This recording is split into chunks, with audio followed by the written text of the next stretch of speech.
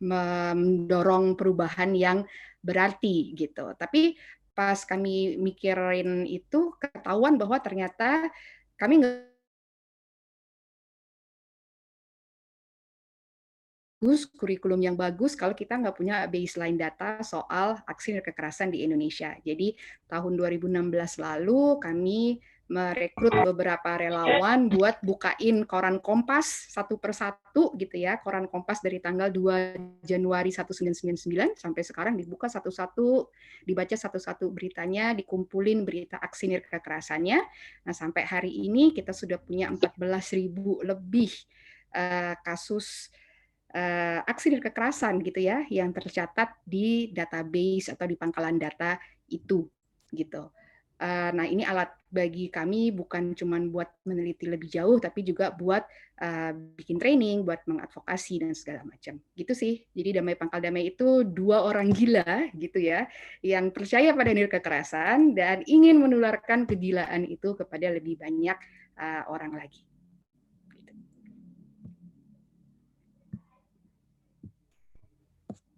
Bisa dimulai kali Mbak ya materinya kita, slide-nya. Oke, sip. Aku share screen ya. Oke. Oh ya, aku mau mengingatkan pada teman-teman bahwa selama diskusi ini berlangsung atau selama materi ini berlangsung, boleh langsung raise hand atau langsung unmute kalau ingin bertanya atau memberi tanggapan kepada materi yang disampaikan Mbak Diah gitu. Jadi formatnya diskusi aja ya teman-teman. Ya, betul banget. Nah, ini jangan-jangan teman-teman udah keder duluan gitu ya, lihat di screen situ 25 halaman gitu. Tenang, saya tidak ada niat untuk go through untuk satu persatu halaman gitu ya. Ini ada di situ nanti buat kalau teman-teman ada pertanyaan dan saya butuh alat peraga aja, maka saya siapkan 25 halaman, tapi yang ingin saya sampaikan itu hanya 5 sampai 6 saja. Jadi jangan takut gitu. Dan seperti yang Tiara bilang tadi, kapanpun punya pertanyaan, open mic atau chat gitu ya. Saya kira saya harus ini dulu full disclosure, harus membuka rahasia gitu bahwa saya ini udah lama ngefans sama Extinction Rebellion gitu ya. Dari tahun 2018 waktu mereka berdiri itu saya kebayang, aduh di Indonesia ada nggak ya gitu. Di kelas saya studi nilai kekerasan, saya selalu cerita soal Extinction Rebellion. Saya pakai ini nih bukunya XR sebagai buku wajib kelas gitu ya. Jadi waktu teman-teman XR Indonesia gitu mulai aktif di Instagram, di Twitter dan di mana macam-macam, saya ada nih gitu. Dan karena saya fans berat gitu, tentu jadinya saya bias ya gitu. Bias itu bukan berarti saya cuma ngomongin yang baik-baik sama XR, tapi bias itu artinya saya punya ekspektasi yang sangat tinggi gitu buat XR gitu. Jadi kalau kesannya apa ya, demanding apa bahasa Indonesianya? Kalau kesannya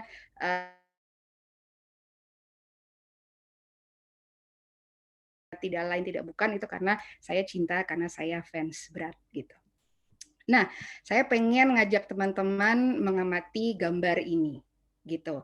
Ada nggak yang mau berkomentar? Itu gambar apa sih gitu?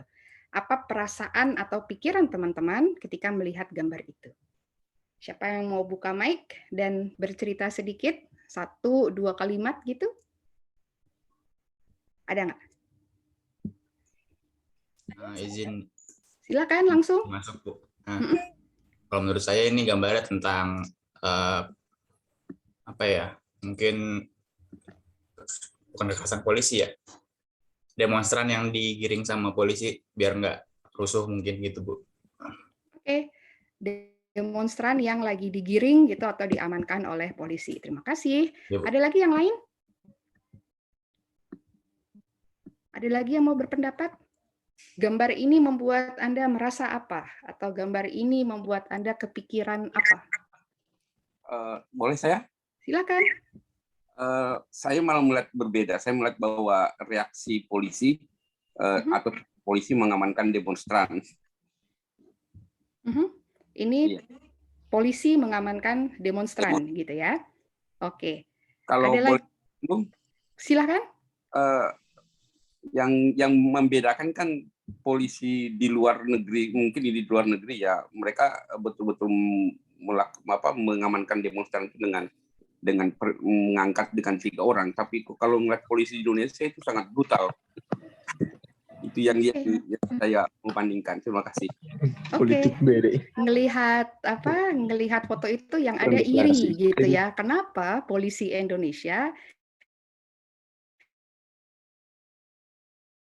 gendongan gratis gitu? Enggak, kita diseret atau yang lain gitu. Mungkin teman-teman lihat di TV. Ada lagi yang lain? Apa yang muncul di kepala teman-teman, di perasaan teman-teman ketika melihat foto ini? Boleh saya? Silahkan. Ya, kalau dari saya, aduh maaf berisik ya.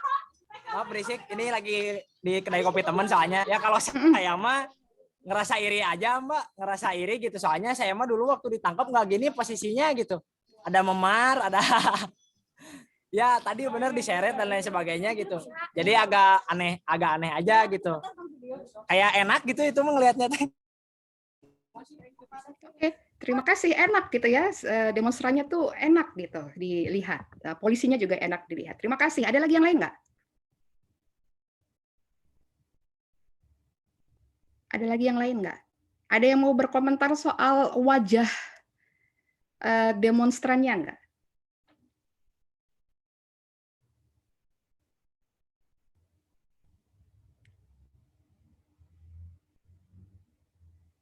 Ada nggak yang mau komentar soal ekspresi ibu atau kakak yang ada di foto sedang di Mungkin mau mengomentari soal mimik wajah. Silahkan. Kesannya yang demonstran itu merasa bahagia aja seperti itu, nggak ada tekanan. Ya mungkin karena perilaku soal aparatnya juga nggak brutal seperti itu sih. Pola pikirnya masyarakat negara maju sudah di tahap berbeda dengan mungkin kita yang kadang masih brutal kalau soal kayak gini. Seperti itu, Kak. Oke, terima kasih. Jadi ya wajahnya biasa aja, cenderung happy gitu ya. Masih ada yang mau komentar nggak? Fun, kelihatannya nggak ada ketakutan gitu. Polisinya merakyat gitu, kata teman-teman di chat. Masih ada yang mau komentar nggak soal foto ini? Apakah teman-teman bisa membayangkan bahwa yang sedang diamankan oleh polisi itu adalah teman-teman sendiri?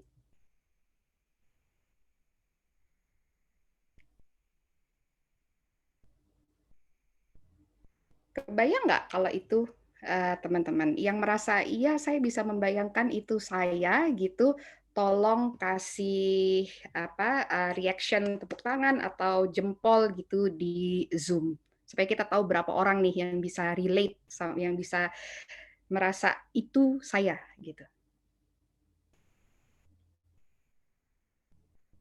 Kayaknya nggak banyak. Oke, baiklah. Nah, terus dulu ya ke slide berikutnya gitu.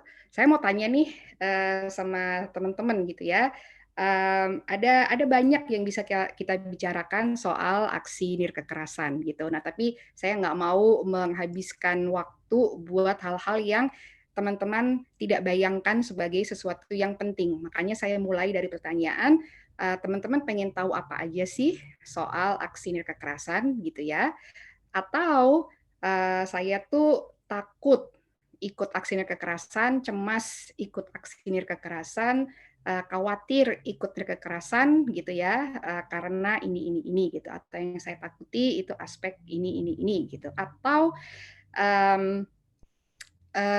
saya tuh nyamannya ikut aksi kekerasan yang metodenya begini, bukan yang metodenya begitu. Yuk, kita berberapa sih sekarang di ruangan ber-26 gitu. Yuk kita rame-ramai jawab ini di chat. Silahkan pilih pertanyaan yang paling nyaman buat Anda. Kalau mau jawab tiga-tiganya boleh, mau jawab satu aja boleh. Yuk kita tulis rame-rame biar kita saling tahu apa yang ada di kepala masing-masing. Gitu. Kayaknya kita kenal deh yang ini.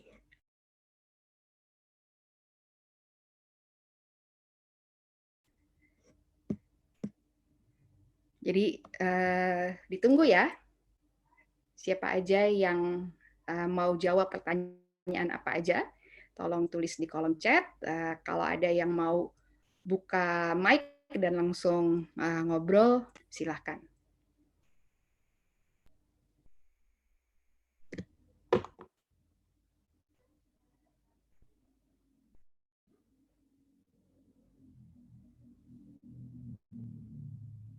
Oh, ada yang bilang semua aja. Nah, semuanya dijawab.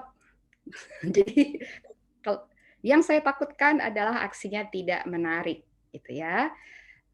Apakah ada data soal impact aksi NIR kekerasan? Nanti saya jawab. Ada lagi?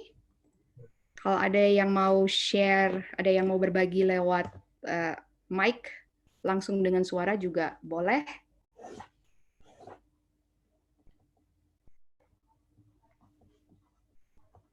Aku deh, Mbak. Silakan. Aku awal ngelihatnya itu, misalkan ada Sustrike gitu ya. Contoh yang dilakukan XR itu kan aku tahu dari Sustrike. Aku pikir emang aksi kayak gini tuh ngaruhnya apa sih? Gitu. Jadi apa sih? Namanya apa tuh? Ragu ya, meragukan sesuatu gitu. Gitu kalau aku.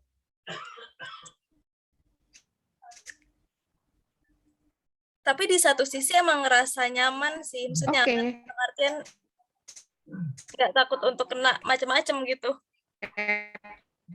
Ragu ini berhasil nggak sih, efektif nggak sih gitu. Dicap ini ya, banyak yang bilang anak muda tahu apa, baru 16 tahun kok udah macam-macam gitu. Ada yang khawatir orang lain menyepelekan gitu ya, aksi ini bakal berhasil nggak sih gitu. Ada yang ingin bertanya bagaimana tetap NIR kekerasan meskipun di luar sana ada banyak provokasi. Itu dalam studi NIR kekerasan ada istilah disiplin NIR kekerasan. Nanti kita bisa obrolin itu juga. Aksi lilin di Korea Selatan itu berhasil gitu. Bahkan presidennya juga mundur. Kalau lihat Indonesia kayaknya jarang banget ada aksi kekerasan yang berhasil dan sustain gitu ya. Apa yang bisa mendorong keberhasilan? Oke. Lahirnya tahun Tina karena tahun 1998 anak-anak muda Indonesia, masyarakat Indonesia juga bisa bikin presiden mundur gitu. Jadi yang ada di Korea Selatan pernah ada di Indonesia juga gitu. Bentuk protes dan konsep aksinya, dia khawatir aparat masih belum notice bahwa kita itu nggak pakai kekerasan sehingga aparatnya pakai kekerasan gitu. Kalau yang nyaman, area ini nyaman dengan XR karena metodenya fun, nggak urakan, nggak provokatif, nggak mudah terpancing. Oke. Anti-militarism melawan militarism. Masih ada lagi yang mau di-share? Oke. Kita terus dulu ya. Oke, nih bagaimana sih menarik massa buat ikutan aksi NIR kekerasan?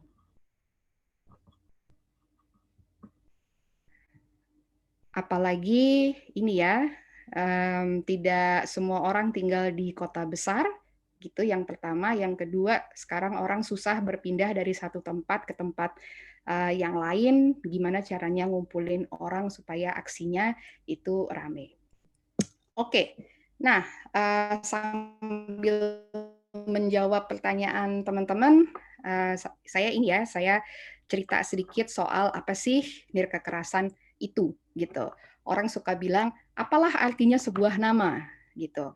NIR kekerasan itu kalau di literatur dalam bahasa Inggris suka disebut dengan aneka istilah. Mungkin akan sulit ya buat teman-teman juru bahasa isyarat untuk menyebut satu-satu, tapi semoga teman-teman bisa baca sendiri di layar. Kadang-kadang istilahnya non-violent action atau aksi nirkekerasan, kadang-kadang istilahnya active non-violence atau nirkekerasan aktif, kadang-kadang istilahnya perlawanan nirkekerasan atau non-violent resistance, kadang-kadang civil resistance gitu atau perlawanan sipil gitu. Tapi XR itu lebih suka pakai istilah direct action gitu, aksi langsung. Meskipun nggak ada kata-kata nirkekerasan, tapi yang dimaksud direct action di situ adalah aksi nirkekerasan tingkat ketiga gitu. Tiba-tiba udah ngomong tingkat ketiga aja nih gitu. Apa tingkat 1 dan 2-nya? Nanti kita sampai ke situ. Tapi teman-teman XR ini ngikutin tradisi panjang aksi nirkekerasan di Inggris gitu ya. Ada orang dulu namanya April Carter yang bikin buku judulnya Direct Action.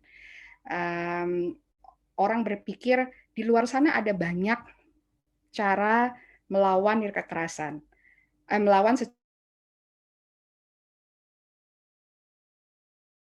terlihat efektif ini adalah yang sifatnya tadi direct action. Jadi nanti kita akan bicara soal tingkat ketiga gitu dari aksi nirkekerasan yang sebetulnya itu mendarah daging dalam manifesto XR.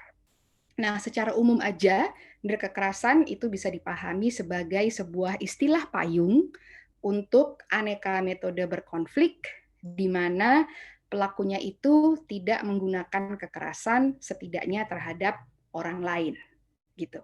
Jadi ada beberapa hal yang perlu kita garis bawahi. Nirkekerasan itu cara berkonflik, cara melawan gitu. Jadi kalau misalnya saya sama Tiara mau bikin training gitu, trainingnya enak tanggal berapa ya, jam berapa, terus kami berselisih soal jadwal, terus kami menegosiasikannya, itu tidak ada kekerasan di situ.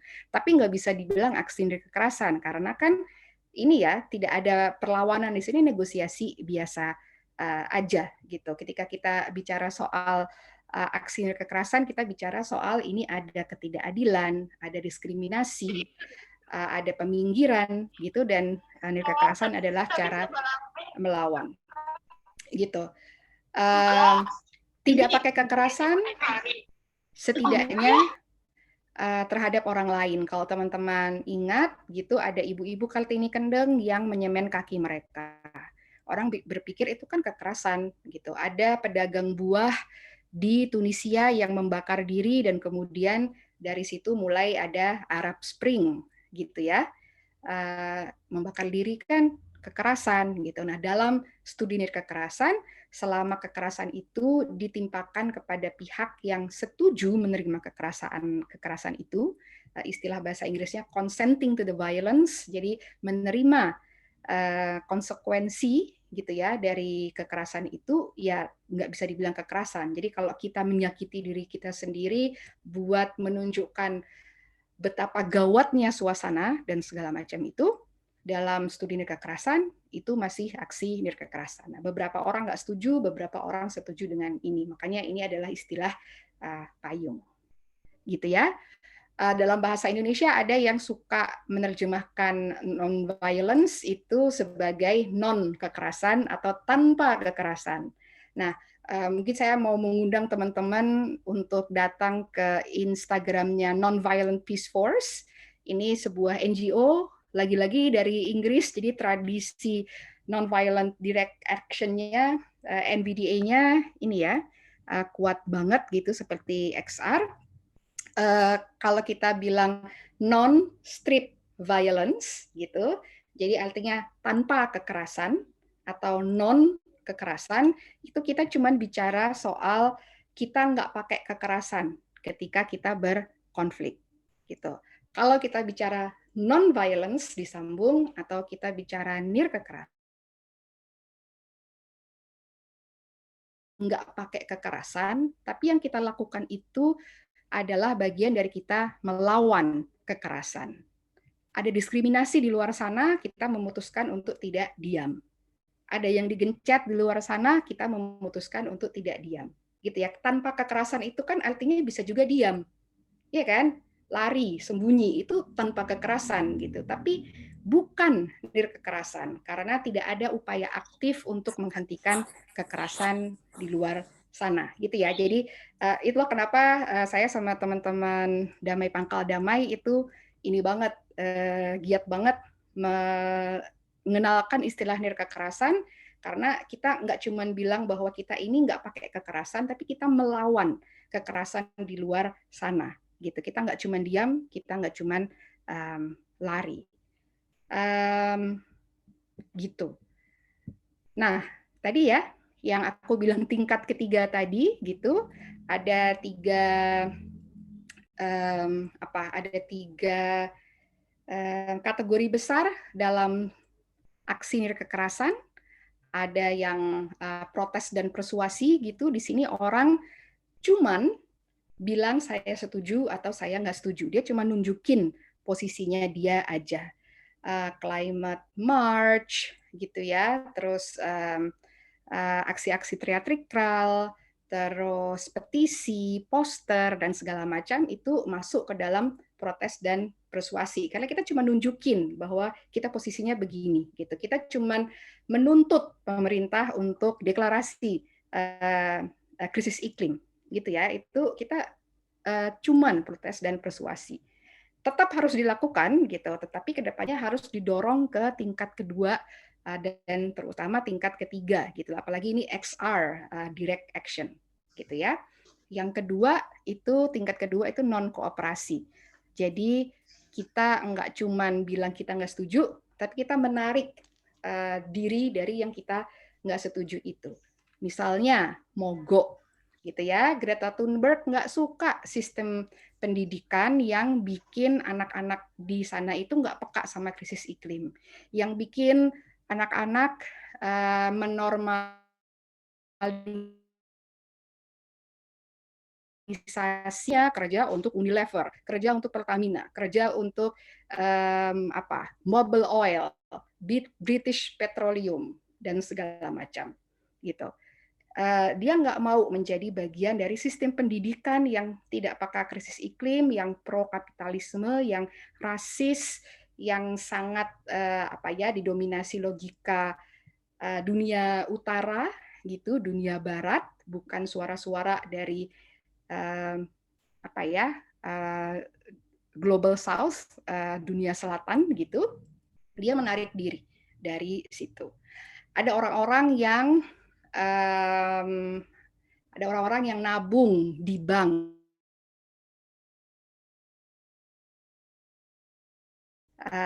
industri batu bara gitu ya, dia bisa menarik tabungannya melakukan divestasi gitu. Itu yang kita sebut dengan non kooperasi. Saya nggak suka sama praktik fossil fuel, saya nggak suka sama pendidikan pro kapitalisme, saya nggak mau terlibat di dalamnya.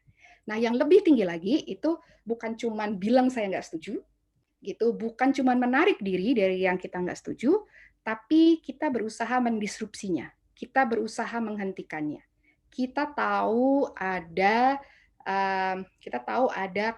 kapal kapal penambang minyak gitu yang akan berlayar dari Amerika Serikat ke Kutub Utara buat ngambilin minyak dan gas di situ. Apa yang kita lakukan? Kita ramai-ramai berlayar. Kebetulan saya punya fotonya ya. Nah, kita ramai-ramai naik kayak atau naik kanu gitu, memenuhi sungainya gitu, dan kita juga rappelling dari atas, pakai banner dan segala macam supaya kapalnya nggak lewat. Kita menghadang kapalnya supaya nggak lewat. Kita pasang badan di depan kendaraan gitu ya, yang masih pakai bahan bakar fosil supaya dia tidak bisa berjalan. Kita menghentikan sesuatu yang kita nggak suka gitu. Ini foto dari Standing Rock. Waktu itu mau ada pipa yang dibangun menghubungkan Kanada dan tempat-tempat lain gitu lewat Amerika Serikat.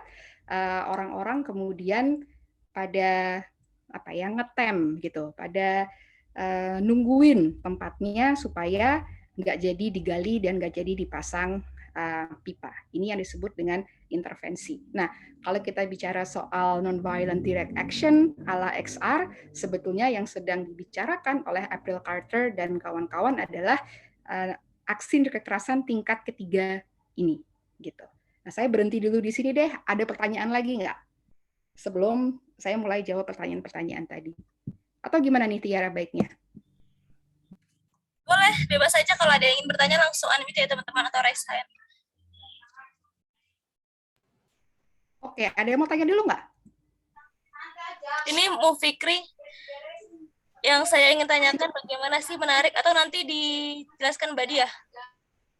Oke, ini tadi punyanya Fikri udah aku udah aku satuin sama yang teman-teman lainnya tadi. Ada tambahan dulu nggak dari yang barusan ini, dari yang apa itu aksi kekerasan sebelum aku ngomongin soal tadi ya, soal efektif atau enggak, impact-nya apa, pengaruhnya apa, dan segala macam, apa faktor yang bikin dia berhasil, soal tiga jenis aksi kekerasan, ada yang mau nanya itu dulu nggak? Kalau di negara kita mau aksi menghadang, bukannya kita akan dapat respon yang represif. Jawabannya belum tentu. Kalau Anda ingat, nah inilah gunanya punya slide 25, karena kalau dicari-cari, pasti ada yang bisa ditunjukin. Nah, ini adalah Mama Aleta Baun. Mama Aleta Baun ini dari Molo, Nusa Tenggara gitu ya. Waktu itu penambang datang mau ngambil marmer. Ibu-ibu kemudian mengadang gitu, duduk menenun di pegunungan itu, dan kemudian penambangnya mereka mencoba melakukan kekerasan, tapi ibu-ibunya ya menenun aja, tidak membalas dengan kekerasan, tidak terprovokasi gitu. Pada titik tertentu mereka buka baju gitu. Pada titik tertentu mereka sok-sokan mau buka baju para penambangnya gitu. Yang ada para penambangnya kemudian pergi gitu ya, kemudian meninggalkan ibu-ibu dan meninggalkan pegunungan Mutis ini dengan damai gitu. Apakah Kamisan termasuk aksi kekerasan? Betul. Saya tanya balik ke Arya, kira-kira masuk protes dan persuasi, masuk non-kooperasi, atau masuk intervensi? Kira-kira masuk yang mana? Gimana? Kan tadi nanya tuh Arya, Kamisan itu masuk Ya. aksi kekerasan enggak? Jawabannya iya. Tapi menurut Anda dia masuk yang mana? Protes dan persuasi kalau menurut saya. Betul. Dia masuk protes dan persuasi, tepatnya ini ya, metode namanya picketing, metode nomor 16. Kita ada 198 metode. Aksi dinar candy termasuk kekerasan bukan? Jujur aku nggak ngikutin dinar candy itu apa ya? Ada yang bisa cerita? Mungkin Ahmad Bahtiar mau cerita dinar candy apa?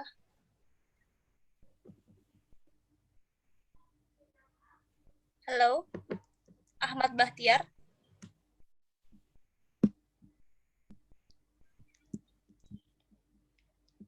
Kalau Ahmad Bahtiar nggak bisa cerita, yang lain mungkin tahu ini kasus saya, apa ya?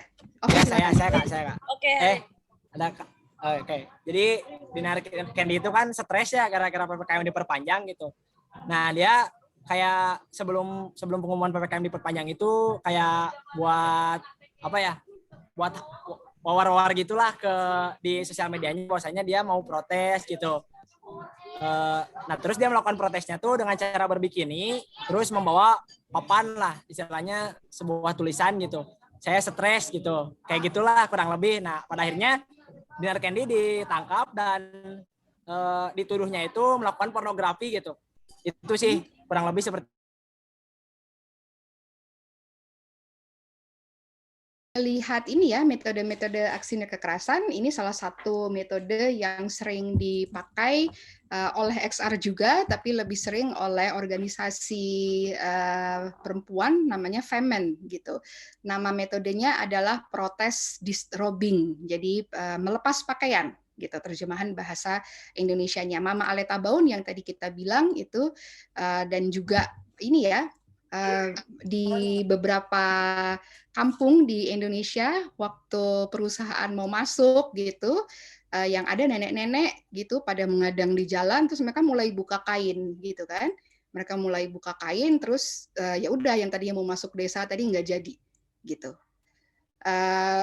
Beberapa minggu lagi di New York akan ada nude protest gitu ya, karena kan salah satu kata kuncinya XR kan tell the truth ya, nyatakan kebenaran gitu.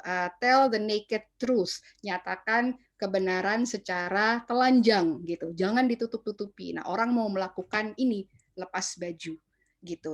Iya, itu termasuk aksi kekerasan. Nah, pertanyaannya efektif atau enggak gitu. Tadinya mau membuat orang sadar soal PPKM, yang ada malah kena. Nah, jadi kita bisa mulai ngomong soal efektivitas aksi kekerasan.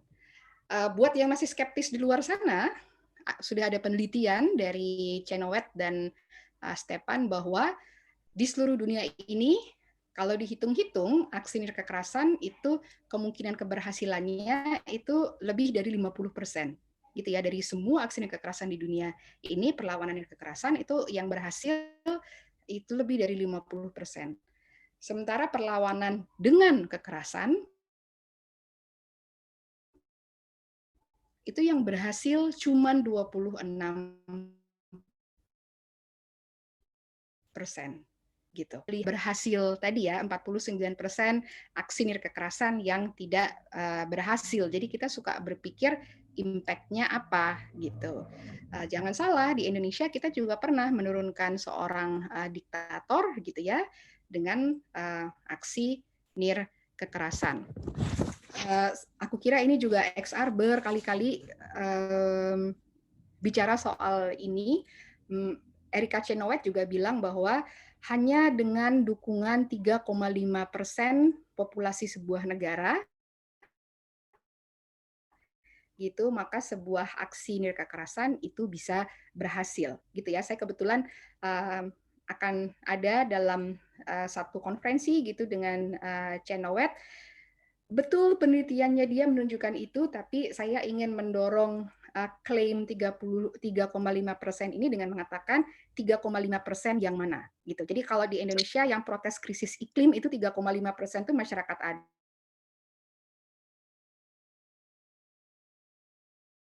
Dosen gemuk yang nggak bisa lari kalau ditangkap polisi seperti saya gitu, mungkin nggak ada yang dengerin gitu. Jadi tergantung lagi 3,5%-nya siapa. Kalau dalam 3,5% itu misalnya ada cukup banyak pengusaha, ada cukup banyak artis, ada cukup banyak atlet terkenal, ada cukup banyak politisi dan segala macam, maka 3,5% tadi bisa menghasilkan perubahan. Gitu ya. Ini ada pertanyaan bagaimana dengan Wadas gitu, tapi apa yang dimaksud dengan bagaimana dengan Wadas gitu? Kalau pertanyaannya kok nggak berhasil gitu ya, kok di negara kita kayaknya nggak berhasil, Kamisan sudah hampir ke 700, tapi impunitas masih ada gitu. Kita kemarin kayaknya udah udah sepenuh hati mendorong pengesahan undang-undang pencegahan kekerasan seksual, undang-undangnya belum disahkan, kita pengen menolak Omnibus Law, itu yang disahkan. Jadi mungkin teman-teman merasa nggak efektif gitu. Nah, sebetulnya saya ingin menekankan bukannya aksi kekerasan itu tidak efektif gitu, tetapi cara kita melakukan aksi kekerasannya itu daya gedornya kurang gitu ya. Nah, ini saya lari ke slide yang lain. Kalau kita bicara soal aksi kekerasan, kita tuh sebetulnya mengandalkan apa yang disebut sebagai daya kejut, gitu ya. Orang harus terkejut pada nyemen kaki, ya kan? Ketika itu terjadi, kemudian ini ya ada sedikit perubahan, ada perhatian dari Jakarta dan segala macam. Perkara habis itu hasil pengadilan dikhianati, gitu ya, hasil keputusan Mahkamah Agung dikhianati, gitu. Kemudian ibu-ibu pergi ke Jakarta lagi menyemen kaki lagi, itu reaksinya udah beda karena daya kejutnya udah nggak ada. Jadi kalau kita mau mendorong undang-undang PKS, kita mau menolak Omnibus Law, kita mau menghentikan impunitas, caranya begitu-begitu lagi, nggak ada daya kejutnya, ya jangan diharap akan berhasil. Gitu. Percaya atau enggak, makin lama polisi itu makin pintar ngatasin demonstrasi, gitu. Sementara mahasiswa 4 tahun sekali kan ini ya, berganti gitu organisasi mahasiswa, gerakan-gerakan gitu, mahasiswanya lulus, pulang kampung atau pindah kota buat bekerja, dia harus ini lagi, rekrut lagi, ngelatih lagi, ngeyakinin orang supaya berani lagi dan seterusnya. Jadi gerakannya mahasiswa itu selalu apa ya? Selalu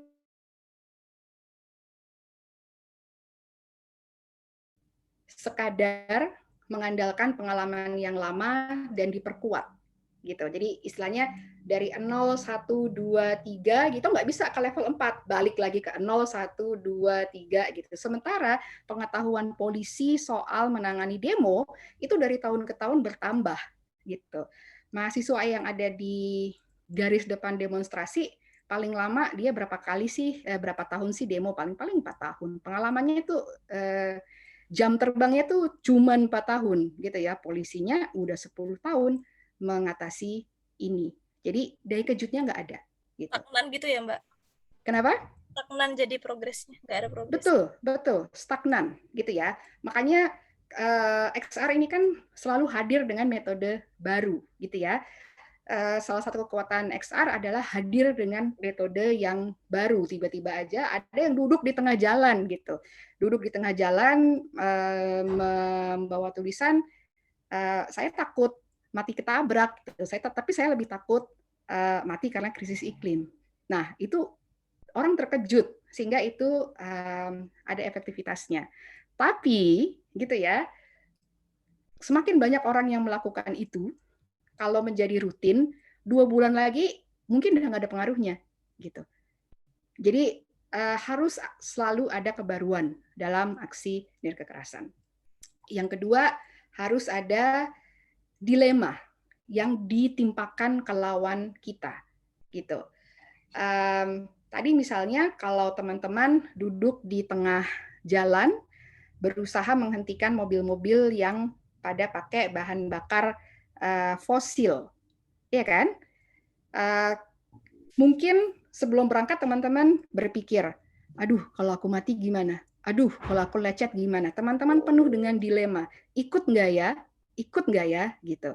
Nah, aksi kekerasan ini adalah soal membalikkan dilema itu ke lawan kita. Jangan kita dong yang bertanya soal gue ikut nggak ya, tapi bikin mereka bertanya, aduh gue mending berhenti gitu atau gue terus tapi akibatnya ada yang terbunuh gitu.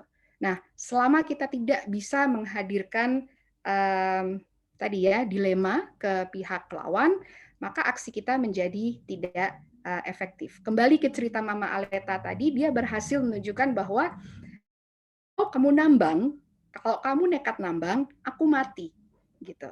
Kamu mau jadi pembunuh, ya kan?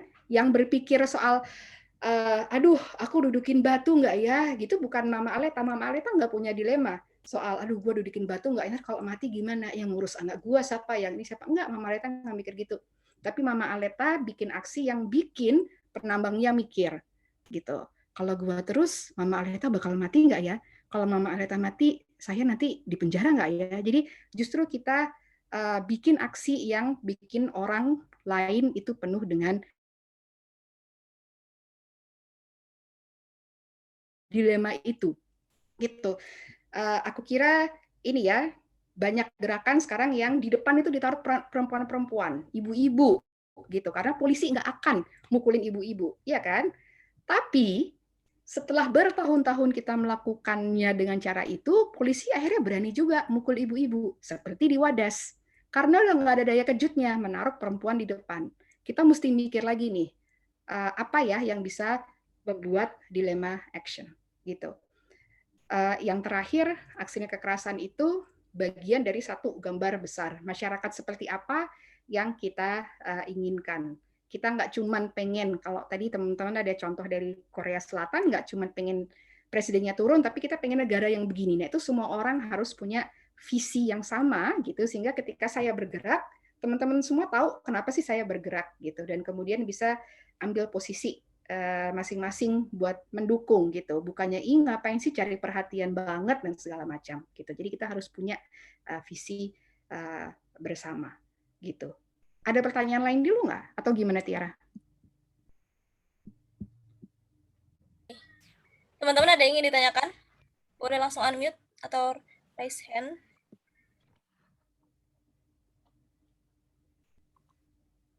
Lanjut aja Mbak Dia. Oke, nah acaranya panitia ini kan gimana sih mulai aksi kekerasan? Ini soal gimana mulainya, gitu kan?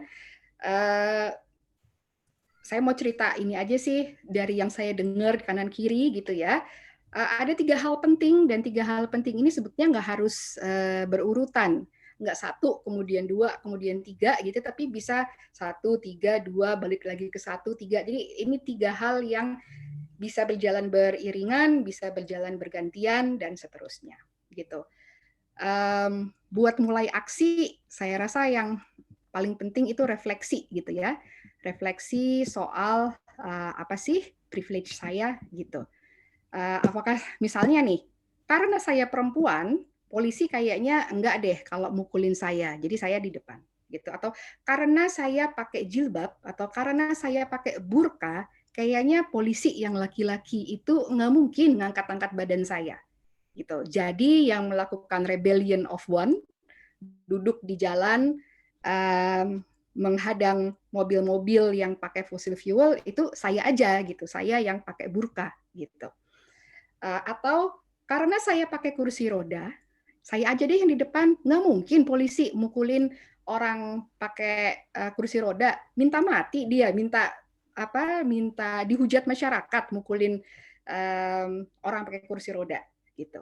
Atau nenek-nenek gitu ya, orang usia tua, pensiunan di XR Australia dan XR Inggris dan XR Irlandia Utara tahun lalu ada 2 minggu gitu di mana kakek-kakek, nenek-nenek itu pada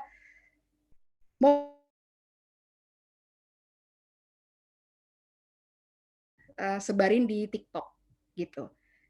Intinya orang-orang tua ini bilang ya dulu saya udah menikmati bumi ini gitu, dan sekarang cucu saya nggak bisa menikmati bumi ini. Jadi saya ingin melakukan bagian saya, apa yang saya bisa untuk bisa mendesak pemerintah mendeklarasikan krisis iklim gitu ya.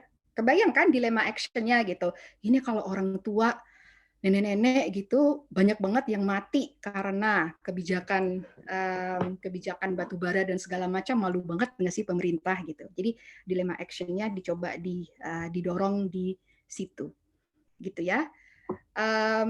Tokoh agama gitu. Waktu di Filipina ada protes menjatuhkan diktator waktu itu, Ferdinand Marcos. Tanknya, truknya tentara mau merangsek melibas demonstran, seorang biarawati langsung maju, duduk berlutut dan berdoa, gitu. Nah, yang ada di tank, ada yang di truk itu dirundung dilema. Aduh, kalau saya terus, saya membunuh seorang biarawati. Apa kata istri saya di rumah? Apa kata bapak saya gitu? Apa kata pendeta? Apa kata pastor gereja saya gitu? Jadi dia dirundung aneka dilema, gitu ya. Kalau Anda cucu seorang jenderal, anak seorang intel gitu, banyak banget yang bisa Anda lakukan. Anda bisa ngomong ini itu gitu tanpa takut kena UU ITE misalnya. Kalau Anda bagian dari etnis mayoritas atau agama mayoritas, ada banyak yang bisa Anda lakukan secara lebih aman gitu daripada teman-teman minoritas. Kalau Anda punya waktu luang lebih gitu ya, mahasiswa nggak harus ngantor dari jam segini sampai jam segini gitu. Artinya Anda punya waktu lebih luang buat datang kamisan misalnya, atau ikut strike di sana sini gitu. Beda dengan misalnya yang kantoran. Kalau Anda punya keterampilan di bidang hukum, di bidang medis, di bidang fotografi, Anda bisa menggunakan itu untuk memperkuat gerakan. Gitu ya. Jadi refleksi dulu. Yang pertama, privilege saya tuh apa sih gitu. Apa yang saya punya yang bisa memperkuat gerakan. Kemudian jangan lupa juga bertanya soal zona nyaman kita gitu. Batas nyaman saya di mana sih gitu. Aduh, saya nggak nyaman nih ikut soalnya orang tua nggak tahu soal ini gitu. Orang tua saya paling nggak suka kalau saya berurusan sama polisi atau saya turun ke jalan misalnya. Yang lain, aduh saya nggak nyaman banget kalau ada catatan hukum mengenai saya pernah ditangkap. Terus saya takut banget tuh dipukul gitu. Saya nggak kuat luka fisik gitu, atau saya tulang punggung ekonomi keluarga. Kalau sampai ada apa-apa sama saya, itu ada 3 orang yang nggak bisa makan, ya kan? Yang lain lagi, saya nggak ngerti nih aksinya kekerasan itu apa, omnibus nanti saya ditanya-tanya, saya salah ngomong gimana gitu. Atau saya orangnya sumbu pendek gitu. Kalau saya ikut terus nanti ada yang lempar botol aqua atau yang bilang beberapa kata tertentu gitu, saya pasti terprovokasi gitu. Saya nggak bisa tuh kalau harus mogok di jam kerja atau di jam kantor gitu. Saya mau ikut pawai jeda untuk iklim gitu karena dia ada di hari Sabtu atau di hari Jumat sore gitu, jamnya nggak ngantor. Tapi kalau itu dilakukan di jam kantor, mungkin saya nggak mau. Mungkin kalau school strike itu adanya di jam sekolah, saya nggak mau nyuruh anak saya ke situ. Misalnya gitu ya. Jadi tanya lagi apa sih batas nyaman kita. Saya nggak bisa tuh nggak pakai produk tertentu, nggak bisa nggak pakai mobil, nggak bisa nggak makan daging gitu misalnya. Saya nggak bisa tuh buka front sama saya nggak bisa berantem gitu ya atau berselisih paham dengan geng SMA saya yang sekarang kebanyakan anak Pertamina, anak mobil oil, anak British Petroleum gitu. Saya nggak bisa gitu. Nah, di list semua apa sih ininya? Apa sih keterbatasan kita? Dan dari situ harus bikin target gitu ya. Sekarang saya nggak bisa itu, tapi 1 tahun lagi atau 2 tahun lagi saya punya target. 1 misalnya tadi, saya harus bisa ngomong sama orang tua saya soal ini. Gitu. Atau saya harus punya kenalan di LBH yang kalau ada apa-apa bisa bantu saya. Gitu. Atau saya harus bisa ngomong sama dekan saya sehingga kalau nanti demonstrasi banyak yang ditangkap anak-anak kampus ini, dekannya yang membebaskan gitu. Saya kira ini udah jadi tugas tidak resminya dekan Fakultas Ilmu Sosial dan mahasiswa dari tahanan ketika mereka ditangkap saat demonstrasi gitu. Pastikan dekan Anda mengerti peran tidak resmi itu dan bisa melakukannya dengan baik gitu. Kalau nggak bisa ngomong politik, nggak bisa ngomong krisis iklim, targetkan 1 tahun untuk bisa fasih ngomong soal itu. Kalau takut terprovokasi, cari di luar sana ada pelatihan disiplin nirkekerasan. Kalau takut nggak bisa lari pas ada kekerasan, pas polisinya ngejar, dari sekarang latihan jogging setiap hari sehingga tahun depan kalau ikut demo bisa lari paling cepat. Jadi kenali keterbatasan kita dan bikin program gitu. Jangan cuman ya tapi kan aku begini titik gitu. Langsung bikin program konkret. Kalau sekarang aku nggak bisa ngomong sama orang tuaku, tahun depan aku harus bisa ngomong sama orang tuaku. Gitu ya. Kalau sekarang aku cuma punya 300 follower di Instagram gitu, tahun depan aku harus punya 3.000 follower, sehingga kalau aku ngomong apapun soal krisis iklim, lebih banyak yang dengerin. Gitu. Dan seterusnya. Target kita bukan menjadi Gandhi, bukan menjadi Greta Thunberg, bukan menjadi Malala Yousafzai gitu ya. Target kita adalah menjadi versi lebih berdaya dari diri kita masing-masing gitu.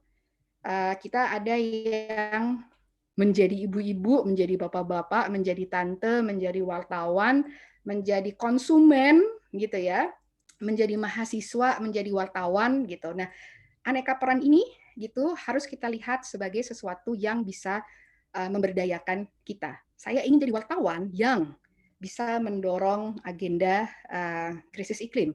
Paling enggak setiap hari harus ada berita soal krisis iklim di halaman depan Kompas misalnya. Gitu ya. Jadi harus ada, kalau saya jadi editor, itu berita soal iklim itu space-nya lebih besar daripada berita soal gosip artis, gitu ya, dan seterusnya. Kita harus punya target. Yang kedua, bergabunglah dengan sesuatu. Aku kira ini udah banyak yang bergabung dengan XR, tapi bisa juga gabung sama komunitas agama, bisa juga komunitas kampus, RT, RW, desa, gitu ya. Ada banyak di luar sana yang resah. Gitu. Kita nggak sendirian resah. Resahnya ada yang soal iklim, ada yang soal korupsi, gitu, ada yang soal kesehatan, ada yang soal harga tinggi dan segala macam. Ayo berserikat sesama orang resah, gitu ya. Orang resah bertemu orang resah, gitu. Nggak apa-apa, resah kolektif itu lebih diri sendiri. Kok aku nggak cukup kuat mentalnya, gitu. Kok aku lemah, gitu. Kok aku nggak bisa sih keluar dari kemiskinan ini. Kita jadinya nyalahin sendiri-sendiri. Tapi kalau kita bergabung dengan sesuatu, ngobrolin keresahan ini, kita lihat bahwa semua orang gitu. Banyak orang begitu. Artinya yang salah bukan kita masing-masing individu, tapi ada sesuatu di luar kita yang lebih besar yang harus kita lawan bareng. Gitu ya. Siapa sih gitu organisasi yang bisa mendukung tadi target saya gitu. Silahkan bergabung ke sana dan jangan cuma mencari yang bisa mendukung Anda, tapi cari siapa yang bisa Anda dukung juga. Gimana ya saya bisa mendukung sesama orang resah ini gitu. Selemah-lemahnya iman adalah mendengarkan keresahan tanpa menghakimi. Iya kan? Gitu. Kita punya telinga, kita punya mata, gitu ya. Apapun indera yang kita pakai untuk menerima informasi, itu kita bisa mendengar, gitu ya. Dengarkan tanpa menghakimi, gitu. Bertanya, gitu ya. Kamu gimana hari ini, gitu. Kadang-kadang pertanyaan yang sederhana, tadi ya kalau istilahnya, kalau di XR ada check in dan check out, gitu. Sering-sering check in ke sesama orang galau, sesama orang resah. Bergabung, berserikatlah. Dan yang terakhir, belajar lagi dan lagi. Kita udah mulai gerak nih, gitu, gerak bareng. Kita udah bergabung, gerak bareng. Kok belum berhasil ya, gitu. Apa yang salah kemarin? Apa yang kurang kemarin? Apa yang bisa dibuat lebih efektif? Apa yang bisa kita lakukan supaya daya gedornya lebih tinggi? Teori studi dan kekerasan di luar sana yang bisa dipakai apa? Ada teori pilar pendukung, ada gitu yang mungkin tempatnya di pertemuan-pertemuan lain. Gimana supaya ini lebih inklusif? Ini kabar baik banget. Saya senang banget lihat. Jadi XR nggak cuma ngomong yang di luar sana ngomongin Omnibus Law, ya kita ngomongin Omnibus Law juga, kita mendukung gitu ya, kita mendukung para pekerja, kita mendukung para pekerja rumah tangga misalnya. Ada pelemahan KPK, kita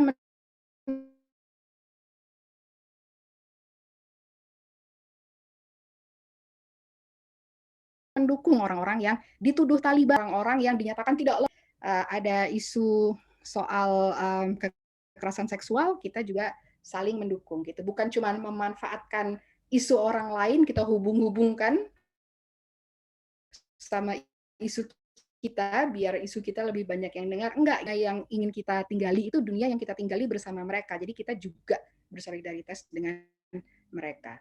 Tapi kalau cuma boleh satu nih, ya, jawaban saya cuma satu, mulainya dari cinta, gitu.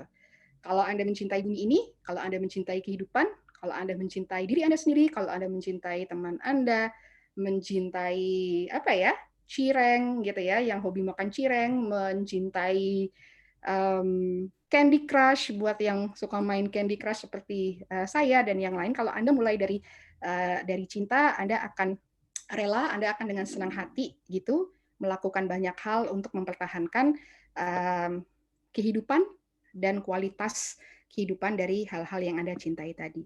Gitu. Balik ke Tiara dulu deh, atau ke teman-teman. Sebelum ini aku kayaknya panjang banget gitu. Aku paling nggak suka dengar suaraku sendiri lama gitu. Pengennya tek tok gitu gantian. Silakan. Emang nggak enak sih Mbak, kita tuh ngomong sendiri rasanya. Iya. Oke, sebenarnya aku di sini moderator gadungan nih. Di sini ada Zizi yang moderator sebenarnya. Hai Zi. Halo Zi.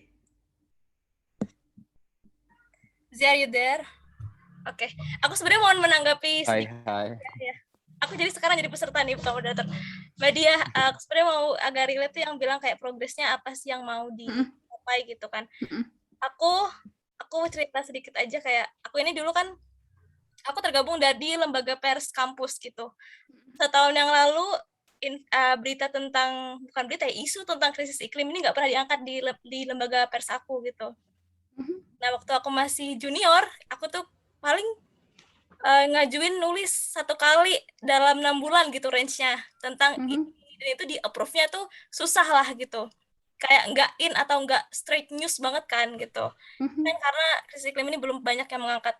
Nah, terus kemudian aku istilahnya kalau tadi dibilangnya progres, sekarang saat aku udah naik tingkat, aku bisa nih ngaju-ngajuin terus. Sekarang bahkan lebih sering, dan program yang istilahnya aku produserin saat itu kebanyakan aku menggunakan privilege itu untuk mengangkat isu ini gitu. Dan kalau aku lihat juga kayak kabar baiknya, aku senang banget karena banyak banget berita-berita media-media mainstream kayak BBC, CNN, Narasi, terus apalagi ya, Opini, itu kayak isu tentang krisis iklim ini di mana-mana bisa kita dapat gitu. Bahkan kita tuh sampai kewalahan, ini ada apa ya, kenapa emang dunia mau hancur atau mau kiamat, padahal dari dulu kan emang kayak gitu, cuma kita tuh baru tereksposnya sekarang gitu. Dan teman-teman yang awam juga jadi kayak ikut-ikutan kepo gitu, yang mana bagus, dan semoga bisa menambah awareness gitu. Udah, aku balikin ke Zizi sebagai moderator. Aku telah datang di sini. Mungkin perkenalan sedikit aja sih, aku Zi di sini, temannya Tiara dari Express Indonesia, dari Outreach. Jadi ini dari Tiara tadi kan pertanyaan, mungkin langsung bisa dari Mbak Dia ngasih pendapat mungkin dari Tiara tadi. Sebelumnya ada yang udah raise hand sih dari si Arya. Arya dia mau cerita juga pasti. Oke. Silakan yang raise hand tadi siapa? Silakan. Tadi ada si Arya, coba Arya. Ya Kak. Silakan. Aku tuh mau curhat Mbak. Jadi kan aku tadi udah ceritanya di awal udah pernah beberapa kali ketangkep gitu. Nah pas waktu aku ketangkep gitu, yang ada di benak aku itu tadi refleksi dan ya coba introspeksi kenapa kok kayak gini banget gitu dan lain sebagainya gitu. Dan 2 kali 3 kali mulai terbiasa tuh, udah mulai agak sedikit-sedikit nggak takut dan lain sebagainya gitu. Cuman pas terakhir kemarin ketangkep itu aku ngangkat isu sosial terkait ketimpangan sosial gitu. Aku juga melakukan aksi kekerasan, hanya saja mungkin polisi tetap gitu, jadi kayak ngelihat track recordnya gitu. Nah sampai Intel datang ke rumah dan udah bilang bahwanya aku udah dipantau dan lain sebagainya, terus ruang gerak juga bakal terbatasi gitu.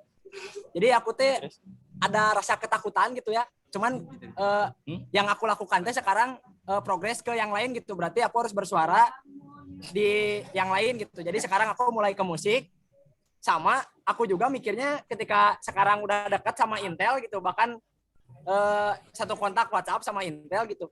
Akhirnya aku mikirnya gini aja gitu. Oh gimana kalau misalkan kita manfaatin aja birokrasi gitu. Jadi biar kalau ada apa-apa teh gampang gitu Kak. Nah gitu aja sih aku pengen ke curhat. Cuman yang paling berat tuh gimana ya. Jadi orang-orang tuh karena aku pernah mengalami kejadian seperti itu gitu.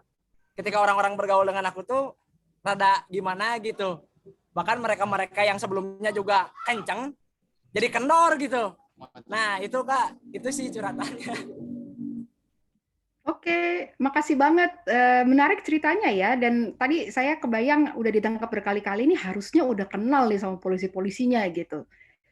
Ternyata benar, akhirnya kenal sama polisinya ya. Kalau dalam 198 metode tadi, ini metode nomor 33, itu bahasa Indonesianya metode berkawan dengan lawan, bahasa Inggrisnya metode fraternization begitu. Jadi penting loh berkawan dengan polisi gitu. Penting loh meyakinkan polisi bahwa dunia yang kita perjuangkan ini adalah dunia di mana mereka juga hidupnya lebih mulia, udaranya lebih bersih, gajinya lebih oke gitu dan seterusnya gitu ya. Jadi kita harus mulai memikirkan yang di depan kita gitu. Kalau tadi ya mulai dengan cinta gitu, yang di depan kita itu orang yang kita juga sedang perjuangkan masa depannya gitu. Saya senang dengar cerita Arya tadi, akhirnya bisa ini ya, bisa dijadiin temen gitu. Nah kalau udah sering dari ada tulisan XA itu bisa di forward ke Bapak Polisi supaya Bapak Polisi bisa baca-baca, ya kan?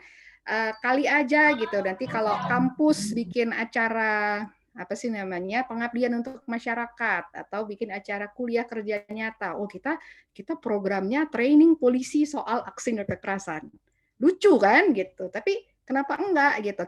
Kita nggak muluk-muluk berharap polisi di Indonesia bisa kayak yang ini tadi gitu, tapi paling nggak kita mulai mengusik dia gitu. Bapak pengen nggak sih jadi polisi yang kerjaannya itu begini gitu, dilihat tuh enak gitu. Kalau Bapak muncul di koran itu enak gitu ya. Kalau sekarang polisi Indonesia muncul di koran tuh bawa pentungan bahwa ini nggak enak kan Pak citra polisi.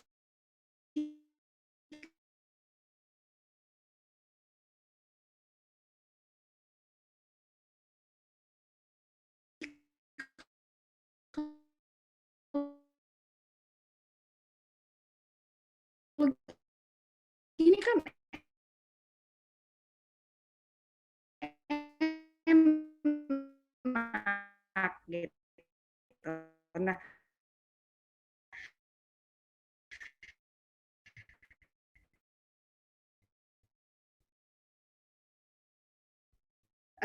karena saya kenal polisi, maka saya bisa mengundang polisi untuk masuk ke dalam kelas saya ikut dengar